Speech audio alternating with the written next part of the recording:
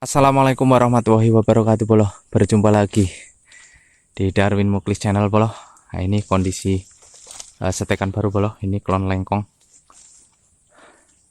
Nah, ini posisinya buahnya masih seperti ini bolo. Di sini saya akan coba membahas mengenai ada sahabat kita yang bertanya kapan kita boleh melakukan penebaran dolomit atau melakukan pemupukan saat pembungaan masih dalam kondisi mekar. Oke bolo, di sini saya akan coba membahas mengenai pertanyaan tersebut bolo. Namun di sini hari ini cuacanya sangat terik sekali bolo. Panasnya sangat luar biasa. Nah, ini kondisi klon lengkong yang kita lakukan penyetekan di tahun 2025 bolo.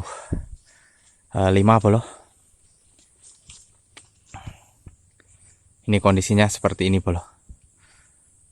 Cuacanya cukup panas sekali.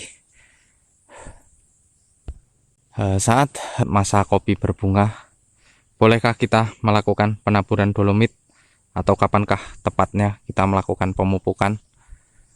Nah, di sini saya akan coba menjelaskan bolo bagaimana cara merawat kopi saat kopi sedang melakukan penyerbukan bunga. Di sini boleh atau tidaknya kita melakukan pemupukan atau penaburan dolomit bolo. Nanti saya akan coba bahas secara detail. Jangan lupa saat menonton video saya jangan di skip-skip agar tidak terjadi gagal paham dalam memahami apa yang saya akan jelaskan. Karena bolo, saat cuaca seperti ini bolo, apalagi ini tergolong untuk curah hujan ini sudah menurun, maka usahakan kita jangan melakukan pemupukan tabur dulu ataupun melakukan penyebaran dolomit, karena efeknya nanti akan berpengaruh kepada produksi ataupun kepada bunga yang sedang melakukan penyerbukan bolo. Karena itu sangat rawan sekali. Walaupun toh terjadi banyak hujan ataupun dalam kondisi saat ini tanah kita memang untuk pH-nya itu sangat rendah, dalam kondisi tanah itu asam, usahakan jangan kita lakukan penaburan dolomit terlebih dahulu bolo. Karena nanti akan berpengaruh pada kondisi kopi kita saat melakukan pembungaan. Karena yang pertama bolo, untuk efeknya itu adalah untuk bunga itu mudah rontok bolo. Karena untuk partikel kapur dolomit itu jika untuk debunya itu menempel di kelopak bunga, maka itu akan menghambat penyerbukan sehingga bunga itu akan mudah layu dan jatuh sebelum menjadi buah bolo. Dan untuk yang keduanya, saat kita melakukan penaburan dolomit bolo, maka untuk perubahan pH tanah itu akan mendadak, sehingga untuk kenaikan keasaman tanah itu perubahannya secara mendadak saat tanaman sedang fokus berbunga bolo, maka akan membuat tanaman itu kaget sehingga nutrisi terganggu dan buah itu akan menjadi sedikit bolo. Karena untuk kondisi buah bolo, kalau masih seperti ini bolo, nah ini untuk tangkainya ini belum terlalu kuat bolo, maka jika nutrisinya itu ataupun pH tanah itu naik, maka akan mengalami banyak kerontokan ataupun gosong bolo. Nah, itulah efek kita saat menaburkan dolomit, itu usahakan tepat waktunya bolo. Dan yang ketiga adalah saat kita melakukan penebaran dolomit bolo, maka itu akan bisa memicu penyakit bolo. Jika ibaratnya kita melakukan penaburan, setelah kita melakukan penaburan terjadi hujan, maka itu akan menyebabkan terjadinya penyakit terhadap pohon kopi kita bolo. Karena sisa dolomit yang tercuci itu bisa menggumpal di pangkal batang yang memudahkan jamur itu tumbuh bolo. Maka biasanya kalau di batang tua itu untuk di pangkal-pangkal seperti ini bolo, itu akan terjadi banyak jamur. Itu biasanya jamurnya itu berwarna hitam-hitaman itu bolo, itu diakibatkan karena kapur dolomit yang tercuci itu tidak terlalu bersih karena cuaca yang memang tergolong hujan itu kurang ataupun masih banyak terjadi panas, karena untuk kondisi saat ini sepertinya ini memasuki cuaca panas bolo. Maka yang tepat kita melakukan penaburan dolomit bolo, itu usahakan kalau menurut saya sih bolo, itu di masa vegetatif awal bolo, ataupun sebelum kita melakukan pemupukan. Usahakan saat kita melakukan penaburan dolomit itu dalam jangka waktu 1 bulan sebelum kita melakukan pemupukan bolo, agar hasilnya itu maksimal. Dan itu usahakan memasuki pada musim penghujan bolo. Kalau saat berbunga itu mulai mekar ataupun saat kopi itu melakukan pembungaan bolo, usahakan jangan kita berikan dulu bolo, karena untuk pH tanah yang naiknya secara mendadak nanti akan mengakibatkan kerontokan pada bunga yang sudah kita pelihara bolo. Maka yang cocok saat musim kemarau seperti ini bolo, usahakan kita menggunakan pupuk hayati bolo, ataupun untuk pupuk kimia usahakan kita hentikan sejenak bolo sampai nanti terjadi turun hujan, ataupun bisa kita lakukan pada bulan 9. Biasanya bulan 9-10 itu adalah di awal musim hujan bolo. Apalagi saat kondisi seperti ini bolo, kita usahakan yang kita perhatikan adalah hama bolo. Kalau saat cuaca panas itu biasanya banyak hama yang terdapat pada kopi kita bolo. Nah itulah yang perlu kita tanggulangi saat musim kemarau. Biasanya yang banyak itu adalah hama yang menempel pada kelopak-kelopak bunga seperti ini bolo, sehingga mengakibatkan terjadi kegagalan saat melakukan pembuahan bolo. Penting sekali kita merawat kopi kita saat pembungaan bolo, karena ini bunga ini sangat menentukan sekali bolo untuk musim di tahun 2027 nanti bolo. Kalau kita ingin melakukan penebaran dolomit atau melakukan pemupukan, usahakan nanti saja bolo, kita hentikan dulu saat ini. Kita bisa memberikan pupuk nanti di bulan 9 ataupun bulan 10 bolo. Kalau kita akan memberikan pupuk di bulan 10, maka di bulan 9 itu kita harus tebarkan dolomit terlebih dahulu bolo, saat musim hujan ataupun di awal musim penghujan. Jangan pupuk kimia dulu baru kita tabur dolomit. Usahakan dolomit dulu baru kita tabur pupuk kimia bolo. Karena di bulan 10 sampai bulan 12 itu adalah masa vegetatif awal, dan di bulan 1 sampai bulan 3 itu adalah masa vegetatif lanjutan. Kita juga bisa memberikan ataupun jika tidak di bulan 9-10, maka kita bisa memberikan kapur dolomit itu di antara bulan 10 sampai ke bulan 3 bolo. Tinggal kita menentukan saat curah hujan tinggi, nanti kita bisa melakukan penaburan kapur dolomit.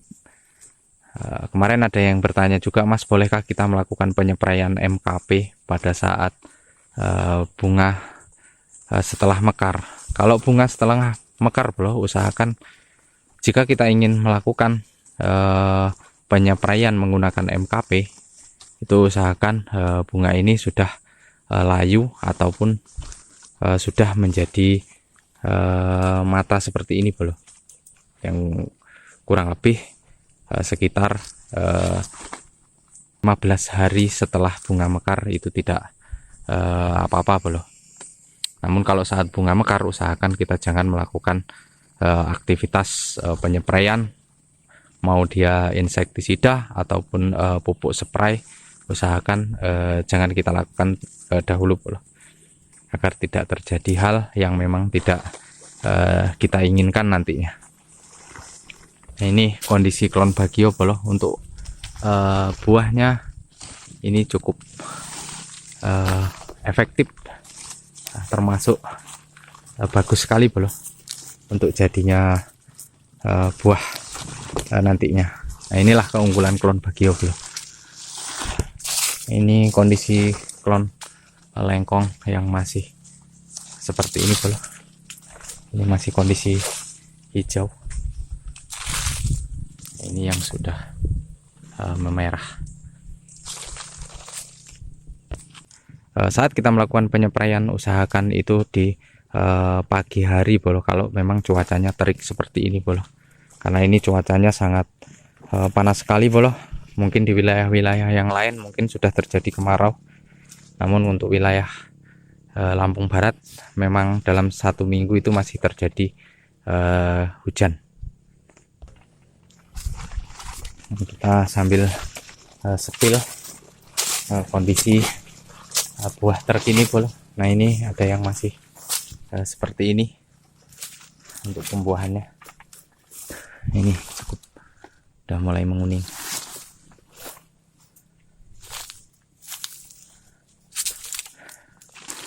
Kondisi klon bagio masih banyak yang tersisa.